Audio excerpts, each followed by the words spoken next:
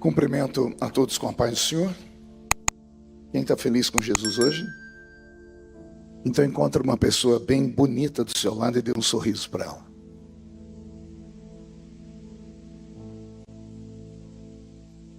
Ficou difícil? Tem gente que nem vira o pescoço, né?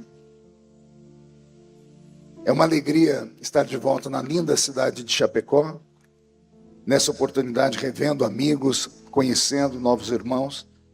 Uma alegria rever aqui o pastor Lalana, sempre bonito, sempre alinhado, né? Pena que o senhor comprou um terno igual ao do Roberto.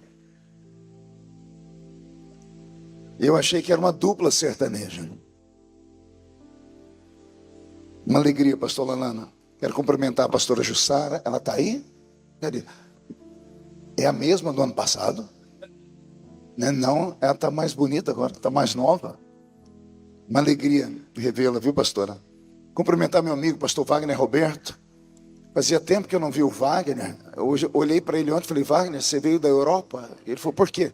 Tem neve na sua cabeça. Estou me envelhecendo, amigo. Amigo de longa data. Te amo, Wagner. Deus te abençoe. Quero cumprimentar aqui o pastor Daniel Lemos, essa figura simpática que nos buscou no aeroporto. Eu não sabia que o seu coração era tão apaixonado por missões. Que coisa linda, Deus te abençoe. A pastora Júlia, cadê ela? Quem é? É aquela... Meu senhor orou muito. A senhora orou mais ainda. A senhora achou que eu ia falar alguma coisa estranha, né? Eu quero cumprimentar aqui também Sua Excelência, o vereador Fernando Cordeiro, que é presidente da Câmara. É o senhor, né? Deus abençoe o senhor, viu? O senhor, se tivesse botado uma gravata, ia falar que é pastor aqui da Assembleia de Deus, né? Apesar que ele tem mais cara de universal, né? Mas nem tudo é perfeito na vida, né? É brincadeira, brincadeira. Uma alegria conhecer os missionários que estão aqui. O missionário que orou por mim diz que nós pregamos juntos há quase 30 anos, lá em Paranaguá. E até aqui nos ajudou o Senhor. Deus te abençoe muito, viu? Descobri uma missionária que é lá que é paulista, está lá na África, em Angola, está ali, ó. Paulista, todo paulista tem esse sorriso bonito aí, ó, né? Deus abençoe a senhora, o seu esposo, uma alegria. Abra a sua Bíblia comigo. No livro do Pregador, no capítulo de número 12, livro de Eclesiastes.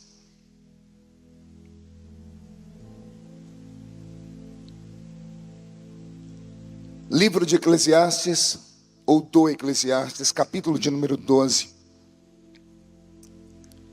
O versículo é muito conhecido. Quem encontrou, diga amém. Quem não encontrou, peça socorro. Socorre a criatura aí. Não desista, está na Bíblia. Você vai encontrar. Quando eu estou dando aula de teologia, eu sempre ensino aos alunos: quando você tiver dúvida onde está um livro, não perca tempo. Vá na primeira página da sua Bíblia e pegue o índice e veja a página. Tem o nome do livro e a página. Você vai encontrar rapidão. Eclesiastes 12, verso 1. Lembra-te do teu Criador nos dias da tua mocidade, antes que venham os maus dias e cheguem os anos dos quais venhas a dizer: não tenho neles contentamento. Versículo de número 7. E o pó volte à terra, como era, e o espírito volte a Deus que o deu. Vaidade de vaidade, diz o pregador, tudo é vaidade. Amém? Feche a Bíblia, coloque no banco, na cadeira, e pegue na mão da pessoa mais perfumada do seu lado. Eu tentei bonito, não deu certo. Perfumado deve ter alguém aí. Isso, agarra a mão da criatura, aperta com carinho até ela falar aleluia. Pentecostal que não faz barulho. Está com defeito de fabricação, não é? Vamos orar mais uma vez? Senhor, mais uma vez nós entramos na sua presença. Eu tive a honra de ser ministrado pelo missionário que já me apresentou a ti. A minha oração não invalida dele, ela soma-se a dele. Porque antes de ministrar a sua palavra, eu preciso te fazer alguns pedidos, Pai. O primeiro é que o Senhor cerque esta igreja com a sua glória. E que num raio de 5 quilômetros, onde houver um demônio alojado, eu dou a esses demônios segundos para sumirem de Chapecó. Porque se não sumirem, serão queimados pelo poder da sua glória que aqui será derramada. O segundo pedido é que o Senhor rasgue os céus sobre esta cidade nesta noite. Mande anjos de fogo descerem aqui. Que estes anjos desçam trazendo brasas de fogo nas mãos. Comecem a esparramar estas brasas entre nós. E onde houver um crente cheio do Espírito Santo, pega ele nesta noite, Jesus, e mostra o caminho da verdadeira e poderosa adoração. Fala conosco, fica conosco. É o que eu te peço agora e sempre. E toda a igreja diz. E os que podem, tomem o seu assento aplaudindo a Jesus, porque Ele é bom, porque Ele é maravilhoso. Uma honra estar ao lado do pastor Moisés. Deixei ele por último de propósito, porque eu estava olhando para ele e eu vi que o tempo não fez mal só para mim. A gente era menino, né? Primeira vez que você disse que eu preguei lá na tenda faz só 25 anos. O tempo não para. E é sobre isso que eu quero pregar nessa noite. Olha para o seu irmão e diga para ele: está preparado aí? Trouxe lenço? Alguém trouxe lenço? Quem não trouxe lenço, prepare a manga da camisa, a ponta da gravata. Nós receberemos um batismo de quebrantamento nessa noite aqui. Me perdoe a maquiagem, se a senhora não usar uma maquiagem da Sephora. Eu só tenho mulher em casa. Sei de tudo. É Sephora. Sabia disso? Eu estou lá nos Estados Unidos, chegando. Aqui tem a loja da Sephora. Uma moça falou: não, tem da Sephora. Porque o nome é francês. Ó, que praga. Se não for maquiagem dessa, você está perdida. Porque essa dura 24 horas. Então eu já peço perdão, porque hoje o Senhor quer falar algo muito profundo ao nosso coração aqui. Amém, igreja? Posso ouvir mais um grito de glória a Deus daquele tamanho? Me acompanha aqui o meu escudeiro, pastor Roberto, que já louvou o Senhor. Roberto era ministro de louvor lá nos Estados Unidos, trabalhava com o pastor Benny Hinn. E aí veio para o Brasil trabalhar com o pastor Benny Ruim. Oh, escutei lá atrás, é verdade. Dê um cascudo na cabeça da criatura aí, por favor. A gente fala na intenção dos nossos falar, não, né? Aí tem gente que diz: é verdade, Senhor. Isso é ruim. Glória a Deus. Roberto, mude a música para mim. O texto deve ter assustado algumas pessoas, porque é um congresso missionário. E um congresso missionário geralmente se espera uma mensagem missionária. E o pregador que foi convidado para pregar é um pregador de barulho, é um pentecostal, daqueles de pregar aquelas mensagens que arranca tatu da toca e sabiá do toco. Mas desde que o dia amanheceu, nós viajamos desde as 4 horas da manhã, estava pregando em Anápolis ontem, no estado de Goiás. O Senhor veio falando ao meu coração até chegar em Chapecó. O Senhor disse para mim: eu preciso curar nessa noite. Então se prepare, porque Deus vai fazer algo extraordinário. Se você não gostar, reclame com Ele, tá bom? Posso ouvir mais um grito daquele tamanho que só essa igreja sabe dar? O texto que eu li, geralmente usado em congressos de jovens, em cultos de mocidade, foi lá que eu aprendi esse versículo. Cultos de mocidade em Assembleia de Deus. Culto de mocidade lá no interior de São Paulo é culto de Pedro, Tiago e João. Só vai os 3 para a igreja. Parece que é o dia que o pai e a mãe se livram do filho. E ele fala: vai para a igreja, mas ele não acompanha. E aí vai lá, meia dúzia de maluquinhos, que tem vontade de pregar, de cantar. Todos ficamos naquela ansiedade de termos uma oportunidade para cantar, para dar um testemunho. Me lembro do primeiro culto que eu fui pregar, meu Deus. Eu preparei tanta coisa. Eu fiquei na frente de um espelho, segurando uma escova de cabelo, e eu pregava para mim mesmo, e eu chorava. Falei: hoje eu estou feito. Quando cheguei na frente do povo, eu não sabia o que falar. Tinha preparado uma pregação de 3 horas, deu 2 minutos e comecei a escutar assim na igreja: cri, cri, cri, cri. Os grilinhos, silêncio. Desci humilhado dali. Mas foi a porta que Deus abriu. E dali em diante eu tomei gosto por estar no púlpito pregando para a igreja. Esse versículo, então, ele marca a minha vida desde a minha tenra infância, porque eu me converti com 13 para 14 anos de idade. E desde então eu prego a palavra do Senhor. São 37 anos. Hoje eu tenho 50 anos.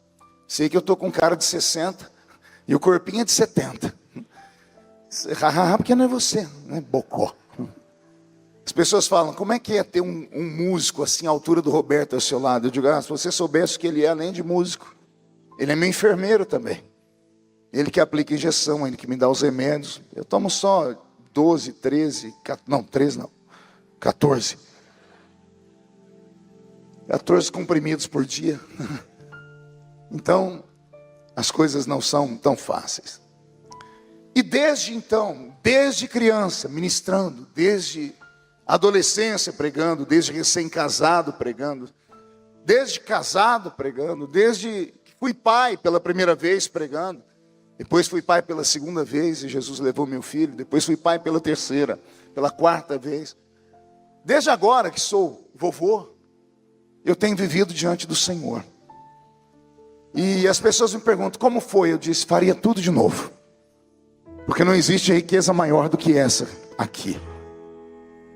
Algumas igrejas que eu vou, as pessoas têm honra de falar, está aqui o nosso deputado. As pessoas têm orgulho disso. Para mim é um fardo tão grande, que eu sempre tento deixar o deputado lá em Brasília. Eu só me alivio quando eu estou aqui. Porque o deputado é uma profissão. O pastor é uma vocação. A profissão vem da horizontal. Ela vem aqui e vai. A vocação vem da vertical. Eu estou político, mas eu sou pastor. Amanhã posso não estar mais político, mas serei pastor. Porque foi isso que o Senhor me chamou para ser. E como pastor, agora velho, já quase um ancião, com as experiências que o Senhor Jesus me deu, eu tenho olhado a vida de outro ponto de vista. Eu cheguei aos 50, e lá no interior de São Paulo a gente diz assim, pastor Lalana, que o homem que chega aos 50, ele está começando a dobrar a curva do cabo da Boa Esperança. Já ouviram essa expressão? O cabo da Boa Esperança chegou em uma época do mundo que era o ponto mais distante conhecido por aqueles que moravam nos continentes. Saíam nas embarcações e conheciam o cabo da Boa Esperança. Então quando o navio chegava lá, a pessoa podia bater no peito dizendo, eu já fui até o fim do mundo e voltei. Então quando você chega à idade de 50, lá no interior se diz, você já começou a dobrar a curva do cabo da Boa Esperança. Ou seja, até a curva do cabo da Boa Esperança é só ascensão, é subida. Quando você chega lá, você faz uma curva e começa a descida. Raramente alguém na nossa geração chega aos 100 anos de idade. Então eu posso dizer que já vivi a metade da minha vida.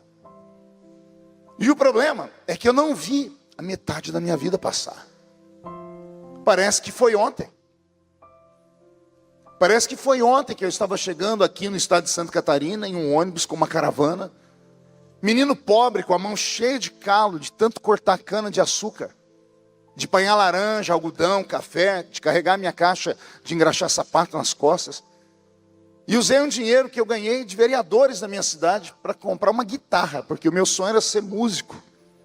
E eu estava chegando lá na porta da loja do senhor Bonucci, que era a Casa Musical Bonucci, e parou na minha frente um fusquinha verde, meia, caindo aos pedaços. E de dentro do carro gritou o irmão para mim, ô Feliciano, vamos com nós para Camboriú. Eu falei, o que é isso? É uma cidadezinha lá de Santa Catarina, mas vocês vão fazer o que lá?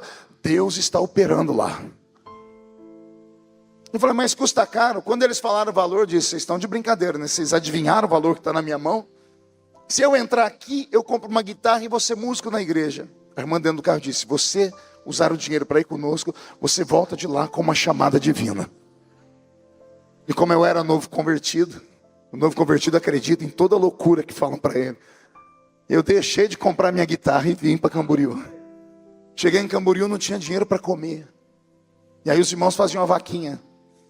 E eu me lembro que numa manhã missionária, o pastor Gregório Charzuk, um gaúcho pregando, ele fez aquela oferta missionária tão linda quanto essa que fez Moisés. E eu desesperado, angustiado, porque eu não tinha um centavo para dar de oferta. E quando ele terminou aquilo, eu frustrado lá na porta, o velho Gregório gritou: tem alguém agora que poderia dar para Jesus como oferta a sua vida? E eu levantei os meus olhos e disse: isso eu posso dar. E eu saí correndo pelo corredor do ginásio, saiu um monte de gente correndo, me derrubaram. Eu derrubei os outros, pisaram em cima de mim, eu pisei em cima dos outros também. Cheguei lá na frente do altar e me joguei no chão, deitei com os braços abertos. Eu acho que foi para mim, porque eu escutei o pastor Gregório falar: estão vendo esse menino aqui? Mas tinha outros também. Mas eu estava deitado e disse: Deus acabou de receber a oferta dele. E olha como a vida dá voltas. E daqui a pouco, olha eu voltando naquela festa e pregando no primeiro ano. E depois eu prego no segundo. Depois eu prego no terceiro. E esse ano eu preguei no 25º ano consecutivo. Na história do Brasil não existe alguém que tenha feito isso. O mesmo pregador pregar na mesma festa há 25 anos. Mas eu não vi o tempo passar. E eu comecei a meditar na vida. E eu me lembrei desse texto. E me lembrei que quem escreveu esse texto aqui era um camarada que era um ponto fora da curva. Ele não era normal. A mente dele era ampliada. Se nós mortais usamos 10% do cérebro humano apenas, Deus deu a ele a habilidade de usar pelo menos uns 30%. Foi chamado de o homem mais sábio da terra. Ao lado dele está Daniel. E ao lado dele, de Daniel, está Lúcifer. Já leram isso na Bíblia? Quando Deus foi falar com Lúcifer um dia, disse: eu te dei uma sabedoria acima da de Daniel. Deus vai falar com um ser metafísico de uma outra dimensão e diz: você é tão sábio quanto meu servo Daniel. Mas Daniel não chegava aos pés de Salomão. Pense num trio de inteligência que Deus mexeu no cérebro deles. Deus deu um choque na cabeça deles e despertou neurônios que a ciência diz que nós não conseguimos despertar. A ciência diz que o homem vai evoluir daqui 500, 600, 1000 anos. Aí nós vamos deixar de usar só 10% do cérebro e vamos usar 15, 20. E depois mais uns 5, 6 mil anos, mais uns 30. Até o homem se tornar algo fora do normal. Mais ou menos como aquele filme Lucy. Já viu? Um filme de ficção que tem. Tomaram um remédio, foi ampliando a mente da moça. Aquilo lá. Ficção, é o desejo do homem despertar todo o conhecimento que ele tem, a inteligência, a capacidade mental que ele tem. O homem que escreveu este livro aqui para nós, não escreveu só esse. Ele deixou para nós, dentro da Bíblia Sagrada, 3 pérolas literárias. Ele escreveu para nós o livro de Cantares, ou Cântico dos Cânticos. Ele escreveu para nós o livro de Provérbios. E ele escreveu para nós o livro de Eclesiastes. Vamos ver se a classe aprendeu. Quais foram os 3 livros que ele escreveu? Primeiro, segundo, terceiro. Uma salva de palmas para a classe. Parabéns. Interessante é que quem estuda a Bíblia, não quem lê, mas quem estuda a Bíblia, se você ler os 3 livros de Salomão em sequência, você vai dizer: tem alguma coisa errada aqui. Pergunte por quê. Só falo se todo mundo perguntar. Porque não parece que é o mesmo escritor. Porque o escritor, ele tem uma impressão dele, ele tem um jeito próprio de escrever. Quem aqui já leu livros de Augusto Cury? Pode ter lido 10, todos os livros, você sabe que é o Augusto que está escrevendo, porque ele tem uma impressão dele. Quem já leu livros de Dan Brown, de Agatha Christie, de J.R. Tolkien, ou qualquer outro escritor, você vai ver que o escritor tem uma impressão digital dele. Eu amo livros, eu li mais de 5 mil livros na minha vida. Eu sou apaixonado por leitura. E o leitor, quando eu começo a ouvir alguma frase, eu sei quem é que escreveu. Por causa que o escritor tem uma habilidade. Mas esse Salomão aqui, como eu disse, ele não era normal. Ele escreve 3 livros e parece que são 3 escritores. Não parece que é o mesmo homem. E quando eu comecei a perceber que havia uma diferença muito grande, uma diferença gritante entre o primeiro, o segundo e o terceiro livro dele, eu comecei a tentar entender o porquê disso. E descobri. O primeiro livro dele, ele escreveu quando ele era adolescente. O segundo livro dele, ele escreveu quando ele era um homem de meia idade, que Freud vai dizer que é aquela idade do lobo. Quando o homem passou dos INTA, está chegando nos ENTA. Estão entendendo aí, né? O homem passa dos INTA e chega nos ENTA. E quando o homem chega nos ENTA, ele tem uma outra visão de mundo. Só que quem escreve o Eclesiastes não é um adolescente e também não é um homem de meia idade. É um velho. É um velho que está muito velho. E aí quando você coloca os 3 livros e começa a lembrar as três histórias, as 3 maneiras como ele escreveu, vai dando angústia na gente. O primeiro livro que ele escreve é um livro de amor. Livro do quê? Alguém já amou aqui? Ninguém. Nossa, vamos pregar uma obra missionária para paixão. Vou perguntar de novo, alguém já amou aqui na vida alguma vez? Alguém já fez loucuras por amor? Que tipo? Você fez aquele tipo de loucura cega que você mandou um carro na porta da casa da pessoa, com aquele homem com o microfone na mão, fazendo você pagar o maior mico da história. Judite, o Antônio mandou te dizer que ele te ama. Já viram isso? Quem faz uma porcaria dessa? Senão alguém está louco. É, porque a paixão cega. A pessoa fica fora do normal, ela fica esquisita. Ela fala até que tem borboletas no estômago. Não é? É a paixão.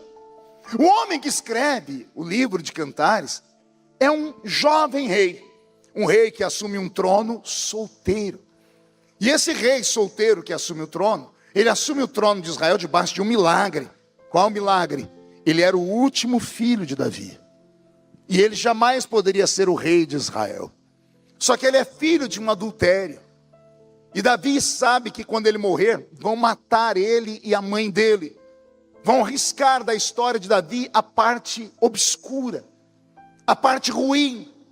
Todo mundo só quer que fique como exemplo para nós, para a terra, as coisas boas que nós fizemos. É isso que as pessoas tentam lembrar. As pessoas querem que a família quer que se lembrem de Davi, matando Golias, trazendo a arca de volta, vencendo, cantando, dançando, escrevendo salmos. Ninguém quer que saibam que Davi adulterou, que Davi mandou matar o marido da mulher. Ninguém quer. Mas tem uma prova, e a prova anda pelo palácio. É um menino de 8 anos. E a mãe do menino, a amante de Davi, está lá dentro do palácio. E todo mundo olha para ela e ninguém toca nela porque o rei ama. Mas o rei está doente e vai morrer. E o rei sabe que quando ele fechar os olhos, quem assumir o trono vai matar o menino e vai matar a mãe. E aí Davi, na cama, no leito de dor, faz os filhos passar perto dele, ora por todos eles. Mas quando o menino de 8 anos chega perto dele, Davi diz, me dê a sua mão. A Bíblia diz que Davi pegou a mão de Salomão e colocou debaixo da coxa dele. E Davi travou a mão do menino entre a coxa e o colchão da cama. E disse, promete para mim que você vai ser fiel ao Deus do seu pai. Um menino de 8 anos, prometo. Promete a mim que você vai dar para Deus um presente que eu não pude dar. Que presente, pai? Eu quis dar para Deus uma casa, mas ele não aceitou. Por que não aceitou, pai? Porque na minha mão só tem sangue de inocentes. E eu não quero mais sangue de inocentes. Eu não quero o seu sangue na minha mão. Eu não quero o sangue da sua mão na minha mão. Ele ora com o menino e Davi gasta seu último cartucho falando com Deus. E não é que ele tocou Deus. Não é que o adúltero, o assassino tocou Deus. Não é que o homem sujo, que todo mundo tinha vergonha dele, tocou Deus. A Bíblia diz que Deus abriu o céu, olhou para o menino Salomão e o amou. Vou falar de novo. A Bíblia diz, e Deus olhou para o menino e o amou. Não conta para ninguém. O irmãozinho de Salomão, Deus matou. Nasceu, Davi jejuou 7 dias. Cada vez que Davi jejuava pela saúde, o menino adoecia mais. O menino morreu depois de 7 dias de jejum. Davi que começa essa história de campanha de 7 dias de oração. Ele que inventa isso, só que não funcionou com ele. Morreu o menino. Saiu do ventre podre de Batseba, o ventre adúltero, que nunca deixou de ser adúltero. Como pode uma fonte jorrar água doce e amarga ao mesmo tempo? Se o menino nasceu primeiro, era rejeitado, o segundo tinha que ser também. Mas olha como Deus é lindo. E Ele não mede todos pela mesma régua. Com cada um Deus tem um mistério. Aquele Deus matou, esse Deus amou. Só que Deus não só amou. Pergunte o que Ele fez. Ele era o último da fila. numa fila. Davi foi pai de 20 filhos. Quantos? 19 meninos e uma única menina. 20 filhos. Salomão é o último. É o último da fila. Quem tem que ser rei? O primeiro, o primogênito. Aí Deus escuta a oração de Davi. Deus pega a fila. E o menino que é o último vira o primeiro. Se Deus te amar nessa noite, não interessa onde você está, Ele pode pegar você lá de trás. Não está entendendo? Eu vou falar de novo. Se Deus te amar nessa noite, se de alguma forma você chamar a atenção dEle, quer seja com essa mão levantada, quer seja com esse grito de glória a Deus, com certeza não com essa cara feia, parecendo que foi batizado num pote de vinagre. Achou que eu não ia falar? Não, com certeza não ficando olhando o pregador com esse olho seco, parecendo olho de sapo que morreu no dia de enchente. Isso aqui não é um velório. Com certeza não com essa boca travada, essa boca de aço, essa língua de ferro e esse queixo de concreto. Se você chamar a atenção de Deus nessa noite, Deus pode pegar a fila e virar. Quem acredita nisso? Então dá mais um grito, só mais um daquele tamanho, por favor. Deus amou o menino, e o menino foi ungido rei. O menino senta no trono, não se sabe a idade, foi entre 8 e 18. Ninguém sabe a idade certa. Entre 8 e 18 anos. Só que quando ele senta no trono, ele herda um reino quebrado do seu pai. Porque Absalão, o irmão dele, havia dado um golpe de estado em Davi, roubado tudo que Davi tinha guardado a vida inteira. E quando Davi volta para Israel, para Jerusalém, depois que Absalão é morto por Joabe, Davi vê o reino definhar. Salomão herda um reino quebrado. E ele herda o reino quebrado num tempo de inverno, inverno profundo. No inverno em que nem a segue, nem o verão funcionaram, nem a colheita, nem a safra, nem a safrinha. Israel vai passar fome naquele ano, e é o ano que ele assume o trono. E quando ele assume o trono, ele pergunta para os ministros de estado que o pai dele deixou: o que sobrou do reino do meu pai? E alguém disse para ele: não sobrou nada. Você herdou um reino quebrado, você herdou um reino amaldiçoado. Não é possível. Eu quero que vocês façam um levantamento, deve ter sobrado alguma coisa. Aí chegou o ministro da fazenda e disse: ó Davi, ó Salomão, do reino do seu pai sobrou 1000 bois. Não é vaca? Não, se fosse vaca a gente tirava o leite, do leite fazia o queijo ou requeijão. Sobrou 1000 bois. E dá para fazer churrasco para o povo? Não dá, porque a carne é dura, porque são bois de arado, bois que são usados para romper a terra seca, músculo muito duro. Dá para fazer ensopado. Vai dar para matar a fome de Israel, que tem 5 milhões de habitantes, por pelo menos 2 meses e meio. 5 milhões de pessoas comerão esses 1000 bois em 2 meses e meio. Só que o inverno vai durar o ano inteiro. E depois de 2 anos e meio, o povo vai começar a se matar. Vai ter uma guerra civil, ou as pessoas vão começar a matar os seus filhos e cozinharem eles. E o menino então tem uma ideia brilhante. Pergunte qual? A Bíblia diz que ele manda marcar um culto no alto da montanha. E ele chama toda a nação. E quando a nação vai subir no alto da montanha, eles vão vendo subindo os sacerdotes arrastando 1000 bois para o alto da montanha. O povo até achou que era churrasco.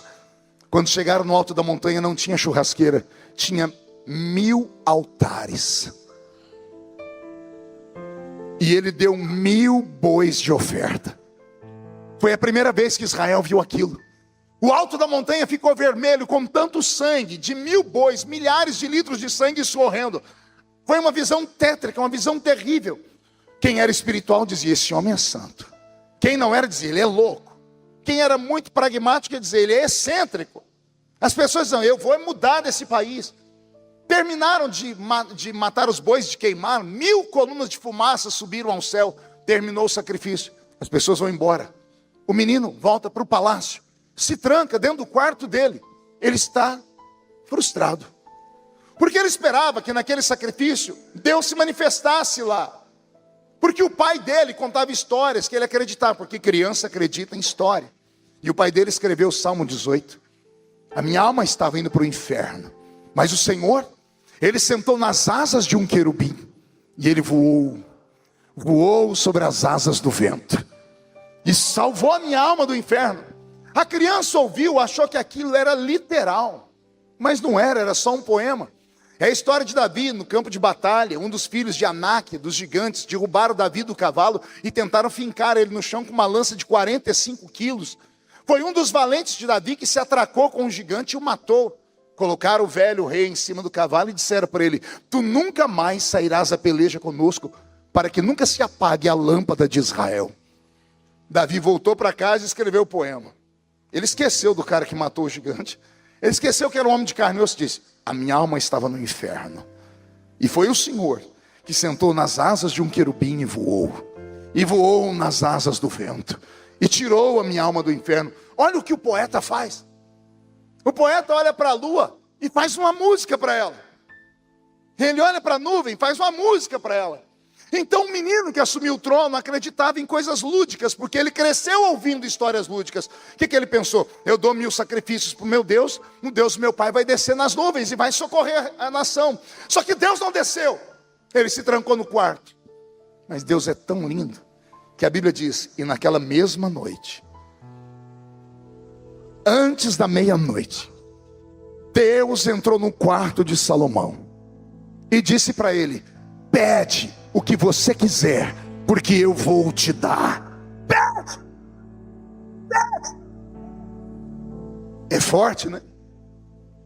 Aí olha o que o menino vai pedir: eu só quero sabedoria. Para quê? Para entrar diante do seu povo e sair diante do seu povo. A Bíblia diz que Deus disse assim para ele: podendo me pedir riquezas, podendo me pedir longevidade de dias, podendo me pedir a cabeça dos seus inimigos, você me pede sabedoria? Então eu te dou sabedoria.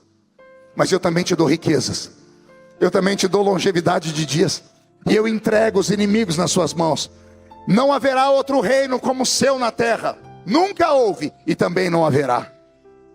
E nesse dia Deus fez um pacto com Salomão. Deus ungiu o cérebro dele. E olha a primeira inteligência que Salomão teve para curar a quebradeira financeira do reino. Ele foi se casar. E aqui eu vou salvar Salomão nessa noite. Muita gente fala que Salomão era um maníaco sexual, era um tarado, porque ele só teve 700 mulheres e 300 concubinas. Alguém fala: meu Deus, é um maluco, ele é um depravado. Não, os casamentos dele eram casamentos políticos. No Oriente Médio, quando você casava com uma moça e a tribo dela era menor do que a sua, o pai dava um dote. Porque eles pensavam assim: se o meu filho casar com a filha daquele homem, eu estou dando o meu burrinho para carregar a carga dos outros. Mas se o meu filho vai lá e casa com a filha daquele homem, o meu filho está pegando a carga do outro para carregar. Porque no Oriente Médio, o valor de uma mulher era muito pequeno, era irrisório, era um mundo machista. Então, quando você casava a sua filha, você estava se livrando de um gasto. Então você tinha que ter dotes para pagar. Salomão casou quantas vezes? Não ouvi? 700 vezes. Ele pegou 700 vezes de 10 a 12 moedas de ouro. Multiplique isso. E ele salvou o reino. Com esse ouro, ele mandou fazer navios. Havia uma lenda de uma ilha chamada Ilha de Ofir. E ele mandou descobrir. E ele achou a Ilha de Ofir. Era onde tinha as maiores riquezas daquele mundo. Da Ilha de Ofir, ele trouxe toneladas de ouro. Toneladas e toneladas de ouro. Nunca antes se viu tanto ouro e prata. A Bíblia diz que a prata não tinha valor no tempo de Salomão. A metade das ruas de Jerusalém eram de prata. A metade das ruas de Jerusalém eram feitas de ouro. Você não acha estranho que toda vez que alguém vai roubar Jerusalém, a Bíblia diz que queimavam a cidade? Pergunte por quê? Para derreter o ouro. Para derreter o asfalto. Para derreter os engastes que haviam nas madeiras. Para tirar o ouro e a prata. Salomão construiu o reino mais rico da história, tudo por causa desses casamentos. E aí vem um problema. Como ele se casou 700 vezes e nunca amou nenhuma delas, para aliviar o seu estresse, a sua tensão, ele arrumou concubinas. Ele tinha 1000 mulheres, mas não tinha nenhum amor. E por isso tinha uma vida daquela forma. Mas, um belo dia, ele está no seu trono, no seu reino, e chega uma comitiva de uma rainha extremamente linda e diferente. Quando ele olha para ela, ele arria os 4 pneus. O queixo dele cai. Ele não dorme por noites. Ele nunca viu uma mulher tão linda. Entra pelas ruas de Jerusalém a rainha de Sabá. Ela entra trazendo riquezas para dar a ele de presente. E ela diz para ele: não me contaram nem a metade do que era o seu reino e do que era a sua sabedoria. Quando ela foi embora, a Bíblia diz que de tudo que ela trouxe, ele deu para ela 10 vezes mais. Por quê? Porque ela era bonzinho? Ele se apaixonou por ela.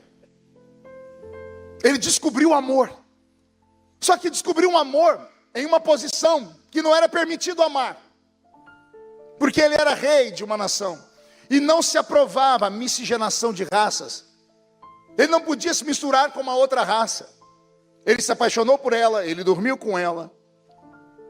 Ele tinha cúmplices que começaram a fazer as pontes. Mas quando ele ia para o trono dele, os assessores diziam assim: o senhor pode namorar ela, mas o senhor não pode construir família com ela, porque ela não é da sua tribo. E aí acontece aquilo que geralmente acontece com quase todo mundo. Parece que todo verdadeiro amor é quase impossível. Isso vai de Salomão a William Shakespeare, que sempre fala que o amor é uma obra impossível. Podemos passar por Jesus, pelo próprio Deus, que diz que Israel não conseguia entender o amor dele. Nós temos o livro de Oséias, que fala do casamento de um profeta com uma prostituta. Deus dizendo assim: assim é Israel, não consegue me amar, me trai com outros amantes. Amor impossível. E Salomão se apaixonou pela sunamita. E como ele se apaixonou e ela foi embora, ele tem que ter alguém para levar cartas e trazer cartas. Ele foge de vez em quando, vai para a África, ela vem para cá. De onde é que você acha que surgiram os judeus que são negros? De onde é que você acha que surgiu aquele cidadão que ajudou Jesus a carregar a cruz? Qual o nome dele? Simão o Cirineu. Tem gente que acha que Cirineu era sobrenome. Não. Simão o Cirineu, Simão de Cirene. E Cirene era uma cidade da Etiópia, da África. Um judeu da pele negra. Como pode? Descendente de Salomão com a rainha de Sabá. Tiveram frutos. Só que era um amor impossível. E todo amor impossível parece que é mais gostoso. E o homem, quando vê que está impossível, ele começa a escrever cartas de amor para ela. E essas cartas de amor viram um livro da Bíblia, que é um livro de Cantares. O livro de Cantares, houve um tempo que ele foi arrancado da nossa Bíblia. Vocês sabiam disso? Do cânon sagrado. Se não me falha a memória, foi no concílio de Trento.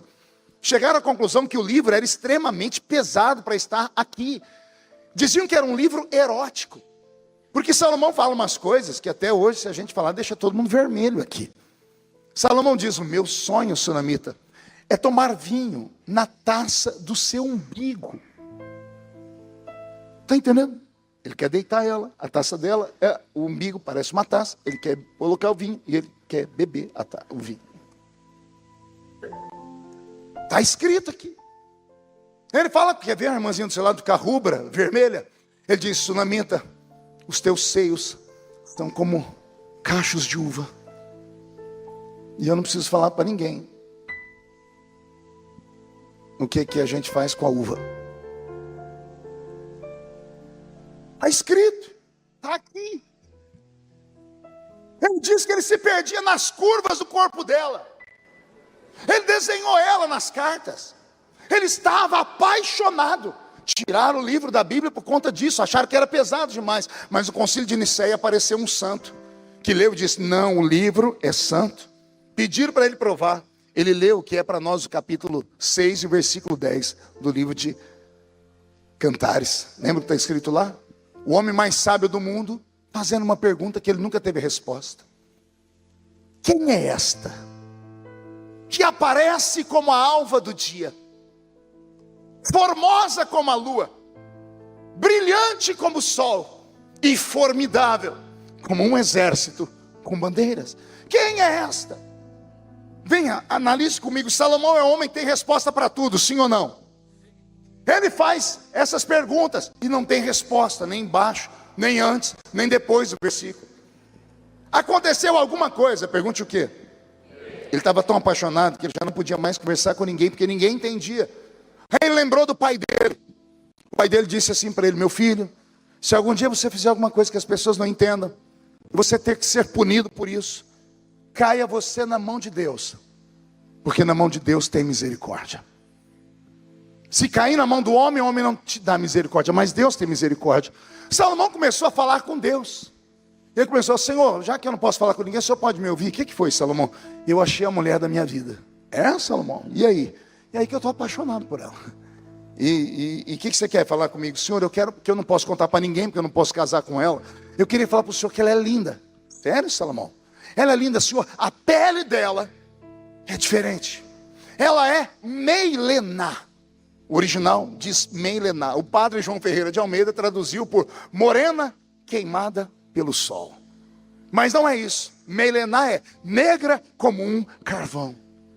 Como uma pérola escondida no fundo do oceano. A pérola negra é a mais rara de todas. Ele achou uma mulher que entorpeceu ele pela beleza exótica que ela tinha. E ele começou a falar: Senhor, ela é assim, o cabelo dela é assim, leia depois. Ele desenha ela. Ele vai falando tanto, que chega uma hora que Deus diz: Ô Salomão, abaixa a bola. Por quê, Senhor? Ela é bonita, mas não é a mais bonita. Por que não, Senhor? Tem uma mais bonita do que ela. Não pode, eu nunca vi, eu vi todas as mulheres do reino. Tem uma, Salomão, que está reservada. Senhor, eu quero ver. Quer ver? Está preparado? Então olha, eu vou fazer aparecer na sua frente uma foto. No futuro vão chamar de foto holográfica. Que você olha para ela de um jeito, a pessoa está assim. Você vira um pouquinho, ela muda de posição. Tá bom, Salomão? Mostra, Senhor. E Deus faz explodir uma foto.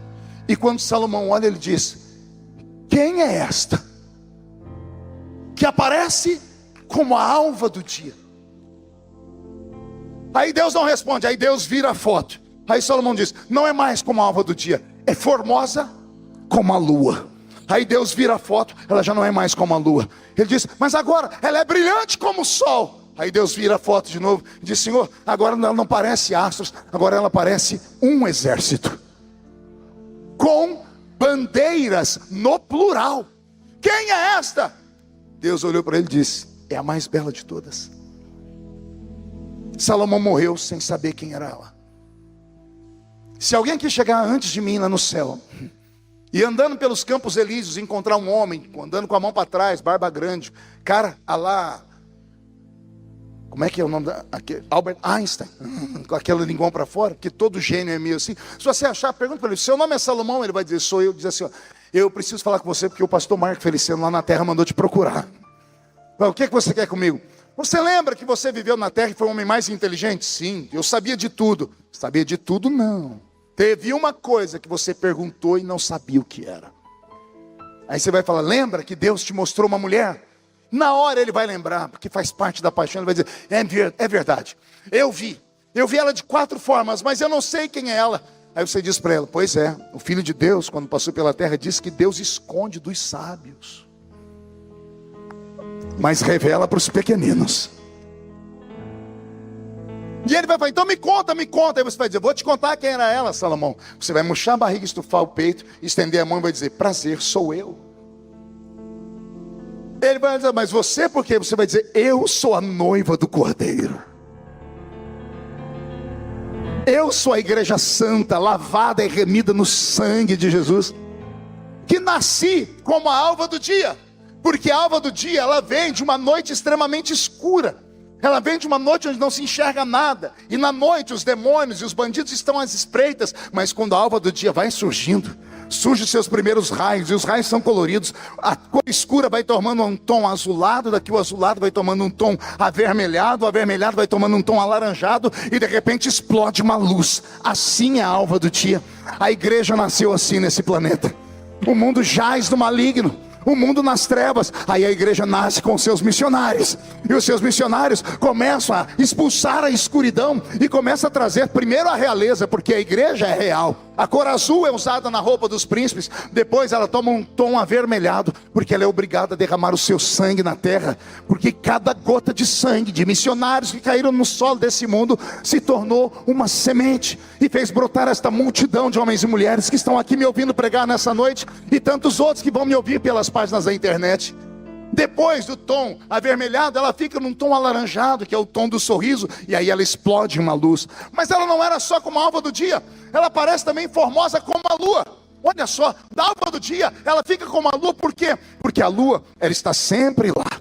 Às vezes ela está cheia, Às vezes ela está minguante para um quarto, às vezes ela está no outro quarto crescente, às vezes ela aparece pela metade, às vezes ela nem aparece, porque do nada aparece um eclipse, ela vai sumindo, e em dias de tempestade ela desaparece, mas quando tudo passa, olha a velha lua lá parada, ela é como a lua. Ela tem fases, tem dia que ela brilha, tem dia que ela está triste, tem dia que ela cresce, tem dia que ela diminui, tem dia que ela não brilha, tem dia que alguém diz, fechamos a igreja.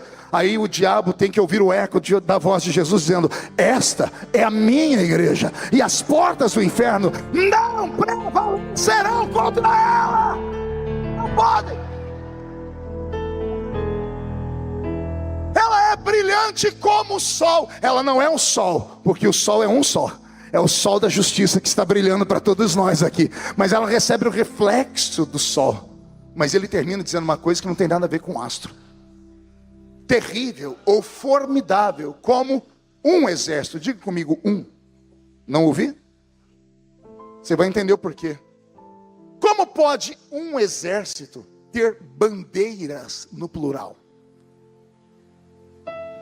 O Brasil vai para a guerra, ele só leva a bandeira do Brasil.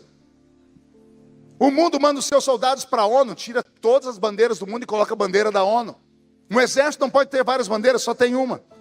Eu entrei em colapso nervoso quando estava estudando sobre isso aqui. Aí Deus abriu a minha mente. Eu entendi que todas as vezes que um exército vai para a guerra, ele vai com uma bandeira. Mas quando ele vence, ele volta trazendo a bandeira dele e a bandeira do exército que perdeu. A igreja está vindo, um exército, carregando várias bandeiras. A bandeira da Bolívia, da Argentina, do Zimbábue, de Cuba, de Guiné-Bissau, de Angola, do Senegal, da Alemanha, de Moçambique, do Amazonas, de Roraima. A bandeira das drogas, da prostituição. Esta é a igreja. Ela é a mais bela de todas. E por causa disso o livro voltou aqui para a nossa Bíblia. Era a maneira de Deus dizer, o amor que o meu filho tem pela minha igreja é como esse. É difícil, às vezes é escondido, mas é verdadeiro. Eu amo Salomão, mas teve uma época da minha vida que eu odiei ele. Quer perguntar por quê? Recém-convertido, cheguei na igreja, dei uma olhadinha e já sabia com quem eu ia casar.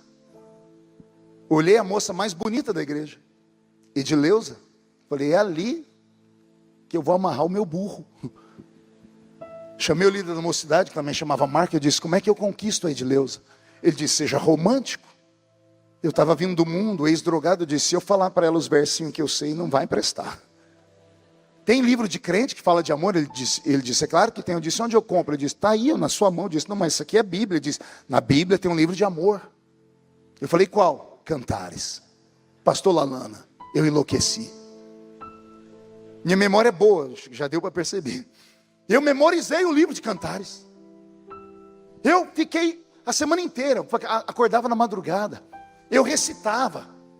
E eu falei, eu preciso conquistar ela, então eu preciso recitar. Não, mas eu não tenho coragem de recitar, então eu vou escrever um bilhete. Eu escolhi o versículo mais lindo de Cantares, porque é uma carta de amor do início ao fim. Mas eu escolhi aquele assim, esse aqui ninguém nunca usou. Porque eu sempre quis ser original. Peguei o versículo, escrevi, dobrei a cartinha. Eu tenho certeza que foi aquela desgraça do almíscar que atrapalhou. Está vendo alguém rir aí? Pode ver que é tudo dos INTA ou dos ENTA. Almíscar era um perfume maldito do Avon. A senhora ri porque não é a senhora. Como é que é, senhor? Seiva de alfazema. Leite de rosa. Olha como Jesus libertou a gente de tudo isso. Vale um glória a Deus isso, não vale? Eu tenho certeza que foi Wagner, foi o almíscar. Só pode ter sido. Eu borrifei, dobrei a carta. Escola dominical, domingo de manhã, estou eu lá e ela também. Ela era assídua e eu também. Me tornei logo primeiro secretário da mocidade, ela era segundo, então a gente trabalhava junto. Aí nesse dia eu não consegui prestar atenção no professor. Quando saímos da escola dominical, tinha um intervalo para o ensaio da mocidade. Nesse intervalo, eu passei a perder umas 8 vezes até criar coragem. Na hora que eu criei coragem, eu disse, irmã Edileuza, ela disse, pois não. Eu trouxe aqui para a senhora um bilhete. Eu queria que a senhora lesse, mas não aqui, não agora. E eu queria que a senhora respondesse. Ela falou, pois não, irmão Marcos, me dê aqui, eu vou ler e respondo. E ela enfiou no meio da Bíblia dela. Aquela semana eu não dormi, eu orei, eu jejuei, eu subi um monte, eu desci um monte. Eu conheci a história dos profetas e fui procurar eles. Eu fiz de tudo que um homem apaixonado faz. Domingo da frente, chegou o dia D. Roberto, uma música que me empolgue. Não, Roberto, assim você desvia a igreja. É culto de missões, calma, não se empolga.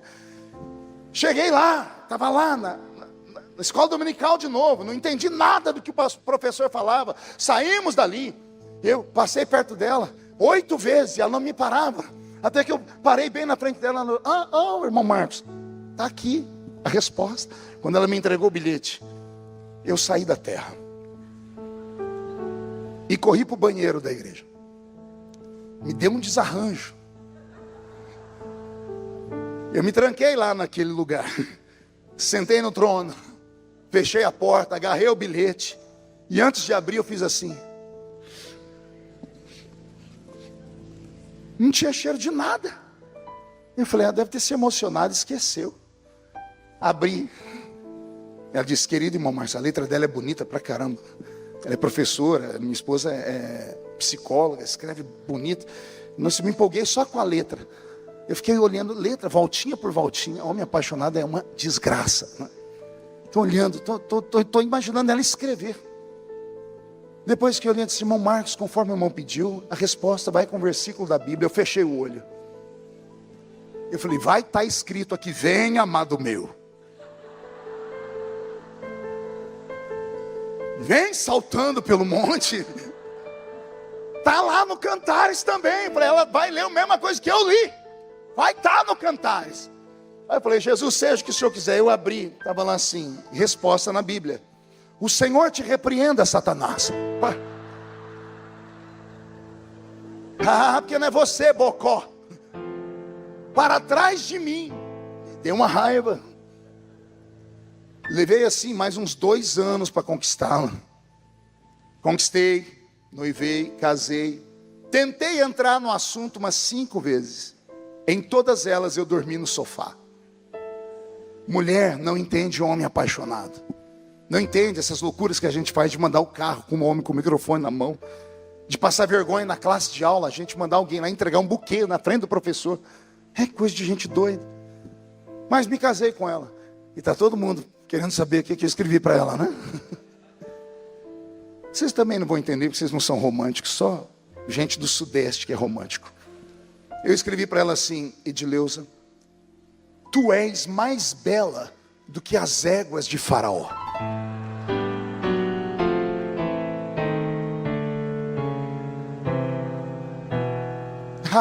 O quê? Você conhece a égua de Faraó? Você sabe o que ela comia? Você sabe quem cuidava das éguas de Faraó? Você sabe como elas eram tratadas? A velocidade que elas... Tá vendo? Ninguém entende.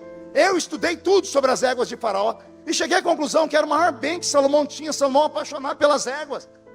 Não adianta. Mulheres não entendem um homem apaixonado. Salomão escreveu este livro sentado em uma escrivaninha que ele mandou fazer. Pintou ela com ouro. Ele escreveu com nanquim, pena e papiro. Ele era um adolescente. Só que o relógio do tempo não para. Um belo dia, Salomão passa por aquela velha escrivaninha, olha para um espelho no seu quarto, e o que ele vê faz ele começar a meditar na vida. Porque o tempo passou. E ele não é mais um adolescente que quer ficar azarando uma garota, que fica sonhando em encontrar a cara metade. Ele chega naquela fase que eu disse no início, a idade do lobo. Quando o homem não é velho e também não é novo. Quando ele começa a ficar grisalho. Quando ele já não pensa mais em ficar namorando, agora ele pensa em deixar alguma coisa para a posteridade. Quando ele encarna a responsabilidade. Quando ele faz uma autoavaliação da vida e diz, tem que correr atrás do prejuízo. Ou tem que ensinar os meus filhos a manter o que eu construí. Aí esse homem, ele perde por completo a paixão. E ele se torna um ser extremamente lógico. Um homem racional. E o homem racional só começa a ensinar coisas racionais. E ele escreve o livro de Provérbios. Provérbios são conselhos. E o homem moderno diz assim: se conselho fosse bom, ninguém dava. Fazia o quê? Por quê? Porque conselho é chato pra caramba. Tem alguns provérbios na Bíblia, um deles não é de Salomão, mas olha que provérbio interessante. Melhor é o homem ir a um velório do que ir a uma festa. Chama o seu filho hoje, sua filha, e diz: ó, tem um programão para você. Qual, pai? Tem um velório. Ó, coisa fantástica, um velório ali naquela rua. Seu filho vai falar: tá louco, velho? Alô? Vamos te internar. Quem é que vai num velório? Pois é, mas o escritor diz que é melhor o homem ir a um velório do que ir a uma festa. Só vai entender quem é pai. Só pai entende isso, pai e mãe. Só pai e mãe sabe o que ele passa na calada da noite enquanto o filho não chega. E o bendito do filho acha que o pai e a mãe são chatos e ainda desliga a porcaria do celular. E a gente não dorme enquanto o filho não chega. Que a gente não sabe se vai chegar. Vivemos num país violento. Anteontem minha esposa estava com a minha netinha Aurorinha lá em São Paulo, ela foi assaltada. Levaram o celular e os cartões de crédito dela. Você sai de casa e não sabe se volta. E pai e mãe têm uma paixão pelo filho que não é explicável nesse plano. Aí o pai e a mãe se tornam chatos, porque quando o filho e a filha chegam, a gente começa a cobrar, a gente começa a falar, e os filhos chegam até a dizer: nossa, o que eu estou fazendo nessa casa? Que vontade de sumir daqui. E a gente fala para ele: não faz, não faz, não faz. Filho, você está pegando demais o meu pé. Não é pegar demais no pé, é porque nós tivemos a sua idade. E você nunca teve a nossa. Nós mais velhos temos que ter esse entendimento, temos que ter paciência com eles, porque nós já fomos como eles. Já erramos tanto quanto eles. Mas os mais novos têm que também entender que nós temos um pouquinho de experiência. E às vezes é melhor ver você chorar agora do que ver você chorar lá na frente. Não é isso que o velho Salomão escreveu em Provérbios? Não esconda da criança a varinha. Não foi ele que escreveu isso? Seu filho não chora agora, mas você chorará no futuro. E quando crescer, não vai se desviar dele. Provérbios. Quem lê Provérbios fala: não é o cara que escreveu poemas. Poxa, eu prefiro ficar com cantares, é muito mais gostoso, é muito mais legal. É uma história, é bonito. Só que não te dá sustância para a vida. Mas Provérbios vai te ensinar o caminho. Só que só vai entender o caminho um homem que já tem 50. Viram a diferença? Só que um belo dia, Salomão está saindo do seu banheiro luxuoso, que ele construiu, com requintes que nenhum outro homem já fez. O palácio dele levou 14 anos para ser construído. O templo de Deus, 7. E o templo dele foi a coisa mais linda do mundo. Imagine o palácio dele como é que era.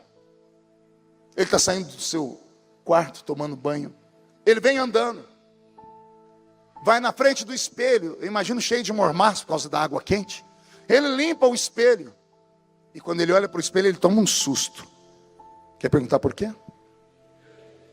Minha música, Beto. Porque quando ele olha para o espelho, ele procurou lá naquele espelho aquele garotão bonito, apaixonado, que tinha força física para dormir com 1000 mulheres, que se apaixonou por uma rainha, que teve aventuras, que escreveu assim: tudo que os meus olhos viram, eu nunca neguei. E ele procurou aquele rapaz bonito. Imagina, Davi era louro, arruivado, olhos brilhantes, olhos claros. Batseba era a mulher mais linda do seu tempo. Salomão era lindo. Imagina ele de porte atlético, inteligente. O sonho de toda garota. Um homem que encantava por onde passava. Quer seja na inteligência, na riqueza, em tudo. Ele procurou no espelho e não encontrou. Aí ele resolveu procurar no espelho aquele homem, 50, charmoso, cabelos brancos, ainda firme, cheio de conselhos para dar. E ele também não achou. Ele olhou lá e viu o resto. o resto da vida. Ele viu um homem cujos olhos estavam escurecendo, cheio de cataratas. Ele viu as pernas, outrora fortes, agora 2 cambitos, com as veias salientes. Ele olhou a barriga flácida, os dentes amarelados e tortos, os cabelos esbranquiçados e ralos, as mãos manchadas.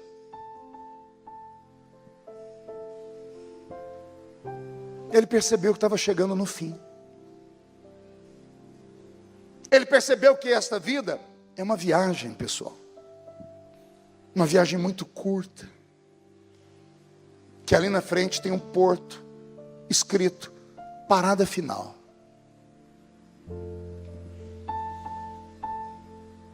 Ele lembrou que no fim da vida do pai dele, colocavam 2 virgens para dormir ao lado do pai dele, para esquentar o corpo do pai dele. O pai dele não sentia nada, nenhuma reação química. E ele lembrou que agora era a vez dele.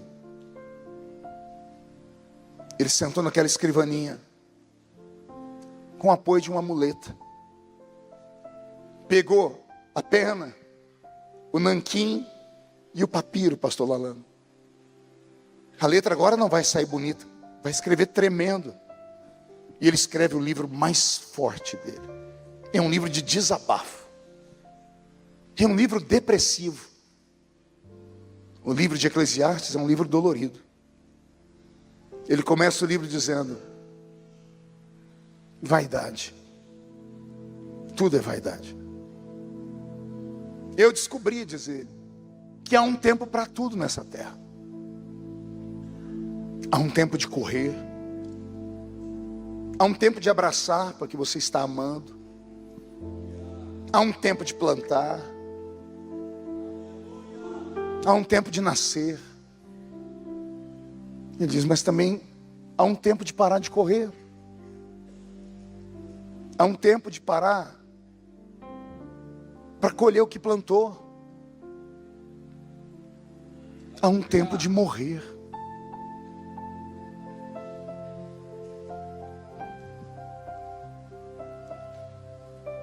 Há uns 3 meses atrás, eu fui visitar minha velha mãe, Dona Lúcia. Orei por ela 34 anos. Jesus salvou ela. Batizei ela nas águas. 34 anos. Aí fui visitar a Dona Lúcia 3 meses atrás. Cheguei na casa dela, ela sentada no sofá, ela não consegue ficar em pé.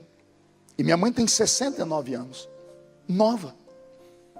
Só que fumou 55 anos. 4 maços de cigarro por dia. A conta chegou. O pulmão dela é podre. Oxigênio 24 horas por dia. No quarto dela tem 2 tanques de oxigênio gigante. Um pequeno para andar pela casa. Um fio gigante. Se ela tirar, ela morre. A saturação dela no sangue vai a 42. Na época do Covid, quando chegava a 55, já entubava. O médico dizia, ela está viva por milagre. A velha está sentada no sofá, eu cheguei, ela quis me dar um abraço, ajudei ela a ficar em pé. Abracei a velhinha. Abracei ela, porque ela está baixinha. Quando eu botei a mão na cintura dela, eu senti uma saliência, pastor Lalana Wagner. Foi aí, Dona Lúcia, o que é isso aqui? Está com a roupa embolada? Eu disse, não, meu filho, é a minha fralda. Quando a minha mãe disse que tinha fralda, o meu mundo desabou. Veio na minha memória aquela mulher que me colocava no colo e me levava para a creche 5 quilômetros no braço. Mulher sofrida a vida toda, só sofreu a Dona Lúcia. E agora, usando fralda. Eu brinquei com ela, para ela não ver que eu estava triste. Saí de casa logo, virei a esquina. Parei minha caminhonete debaixo de uma árvore, eu chorei. Chorei muito. Porque eu não vi o tempo passar. O relógio do tempo não passa, não para. Ninguém fica para semente. A vida é muito curta. É muito curto para você ter mágoa de alguém. É muito curta para você viver de mal das pessoas. Não vale a pena. Conserta hoje à noite isso. Liga para o velho. Ah, mas não tem mais nem menos. Pai e mãe é um só.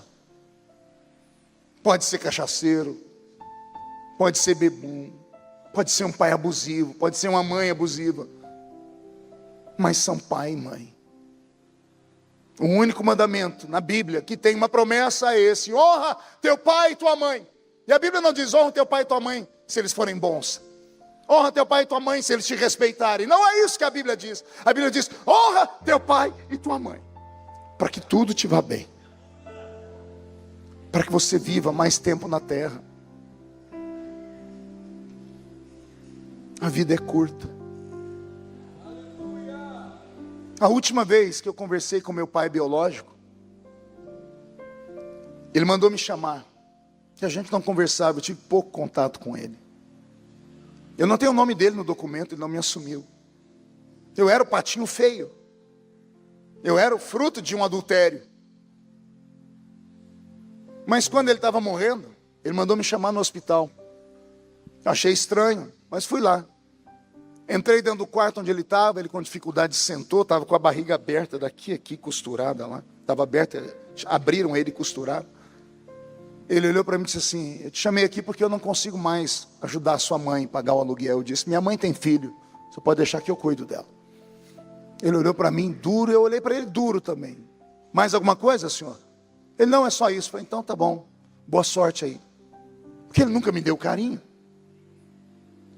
Eu virei as costas.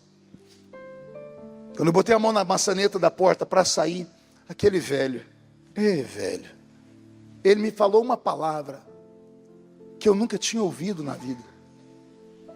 Não de quem deveria me falar. Aquela palavra me paralisou. Eu não sabia que palavras tinham poder de paralisar a gente.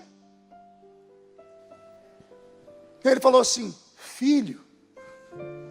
Quando ele falou filho, eu travei. E ele insistiu: filho. Eu olhei para trás e ele estava chorando e disse: me dá um abraço. Eu fui lá dar um abraço nele. É o único abraço que eu lembro dele. Ah, se eu pudesse congelar aquele momento.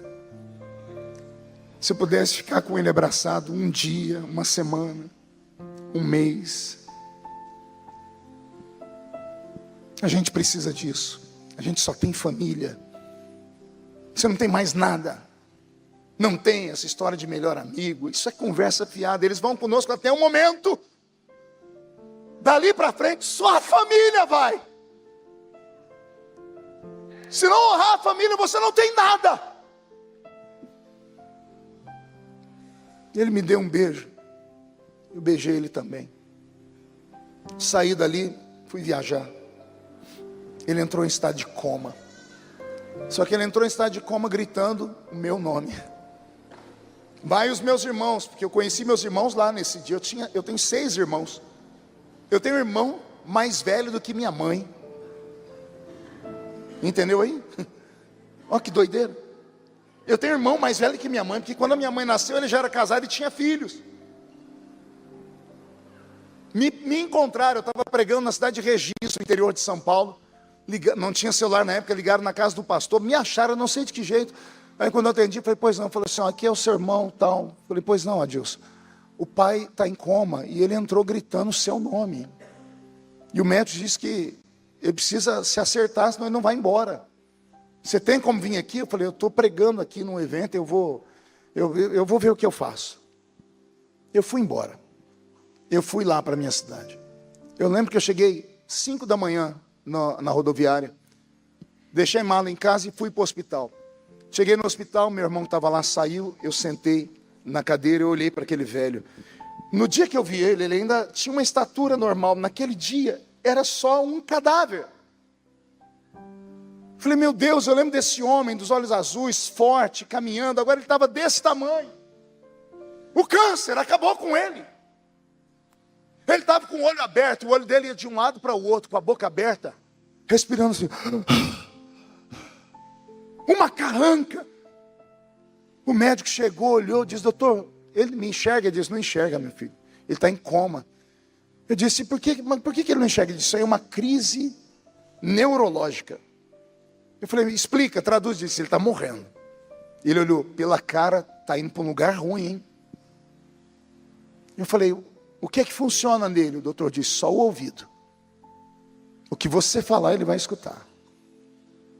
O médico saiu, eu sentei naquela cadeira e fiquei olhando para ele. Isso aqui é só crente, entende? Eu senti o ambiente, o ambiente pesou. Parece que a luz escureceu. O ar ficou rarefeito. O Espírito Santo falou comigo: a morte chegou. E ele vai para o inferno. Eu disse: tem como salvar? O senhor disse: tem. Repreende a morte e prega para ele. Eu pulei em cima do peito do velho. Eu botei a mão no peito dele, eu repreendi a morte. Eu senti a morte sair. Eu fui no ouvido dele. Eu preguei para ele 45 minutos. Comecei em Gênesis, fui até Apocalipse. Do Apocalipse eu voltei para o Gênesis. Eu fiz tudo que manda, conforme manda o script. E quando eu terminei, eu falei: e agora, senhor? Funcionou, não funcionou? Como é que está? Porque ele não esboça a reação, a pessoa está em coma, o médico ele só escuta. E eu estava desesperado, eu peguei na mão dele, eu falei: Senhor, eu preciso de um sinal, me dá um sinal de que deu certo, me dá um sinal. Quando eu abri o olho, olhei para o velho, escorreu uma lágrima. Aqui no cantinho do olho dele. Aí Jesus falou: já é meu.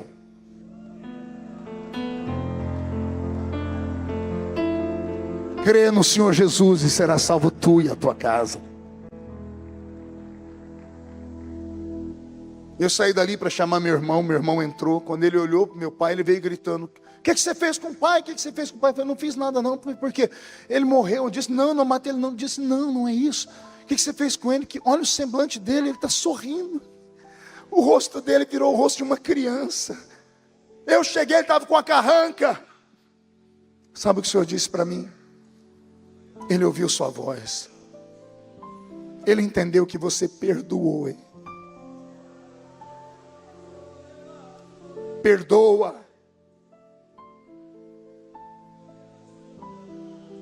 Perdoa. Eu vou repetir: perdoa.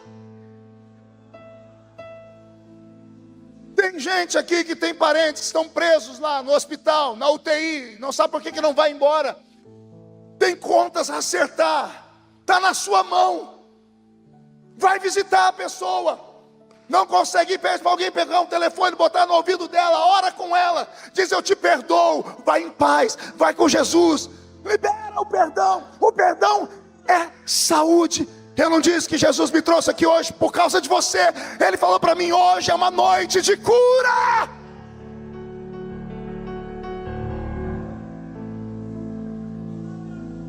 Terá massuri de candara macara bachara macara bará.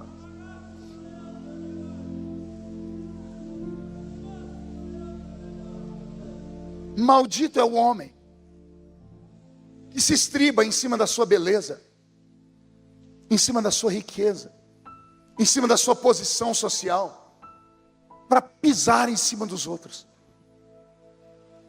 Idiota é o ser humano que acha que vai ficar bonito para sempre, que acha que vai manter a riqueza dele para sempre, que acha que vai manter o poder dele para sempre. Nesses 50 anos de vida, eu vi gente rica que nasceu em berço de ouro perder tudo. E eu vi gente pobre conquistar tudo. Eu vi gente que parecia um patinho feio e ficou bonito. Eu vi gente bonita ficar deformada. Essa vida é transitória. Salomão vai terminar o livro dele dizendo assim: gente, eu poderia aqui escrever um livro de coaching para vocês. Poderia ensinar você a ficar rico. Poderia ensinar você como conquistar amigos, granjear pessoas. Mas eu vou dar para vocês um conselho. De tudo que eu conquistei na vida, só tem uma riqueza. Lembra-te do teu Criador.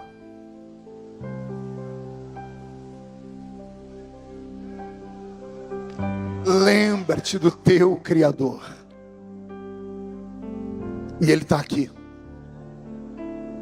Ele é tão grande que enquanto eu falo, Ele caminha no meio da igreja.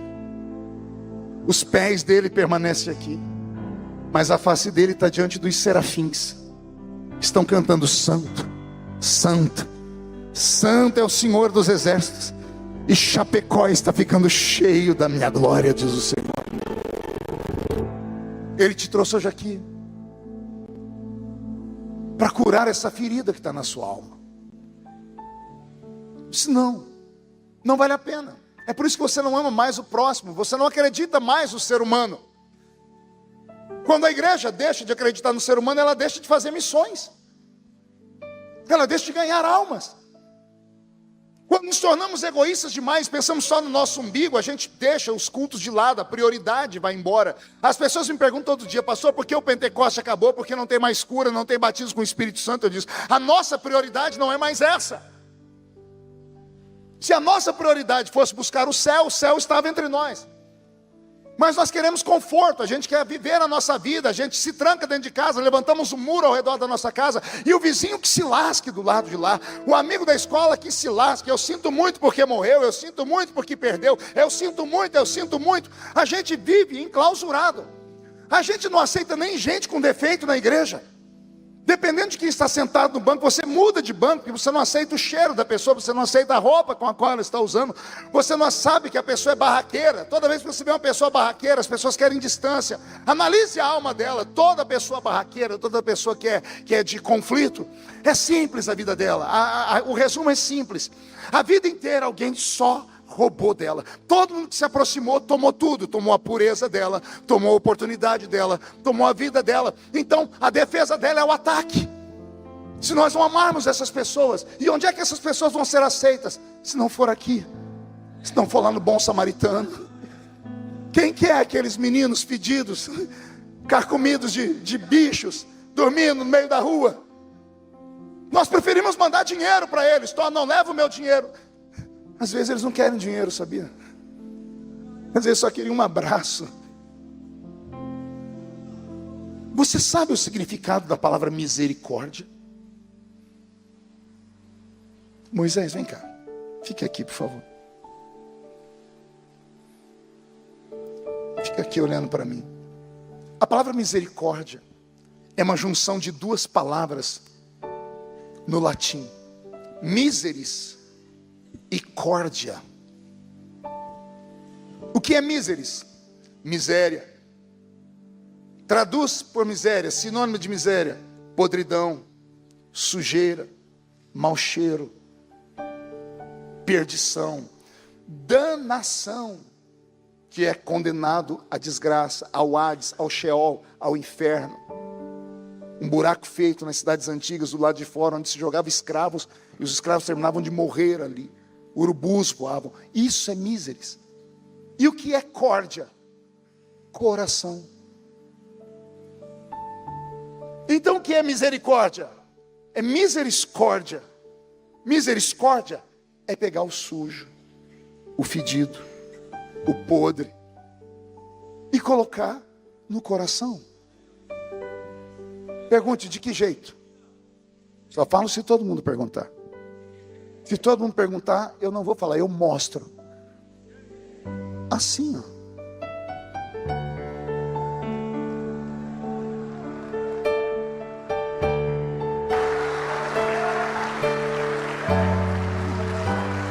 Já percebeu que a gente abraça sempre pela esquerda? É coração com coração. É misericórdia. É pegar a pessoa e colocar aqui. Isso é cura. Está faltando abraço na igreja. Está faltando carinho. Seu velho pai está precisando disso. Sua mãe está precisando disso. Seu irmão, seu primo, seu tio. Queremos fazer obra missionária lá na África. E vamos fazer, precisamos. Mas tem um campo missionário dentro da sua família, que tem o seu sangue. E eles estão indo para o inferno. Por causa do seu orgulho. Por causa da sua impaciência. Não espera morrer para você sentir falta. Tem gente aqui que está como eu. Se pudesse voltar lá atrás, ia dar um abraço nele. Incline a sua cabeça. Pode chorar.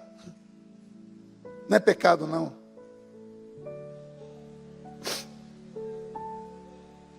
Deixa o Espírito Santo trabalhar. Ah, meu Deus. Piramassuri de Candaramacarabacara. Devolve de novo, Senhor. Faz de novo.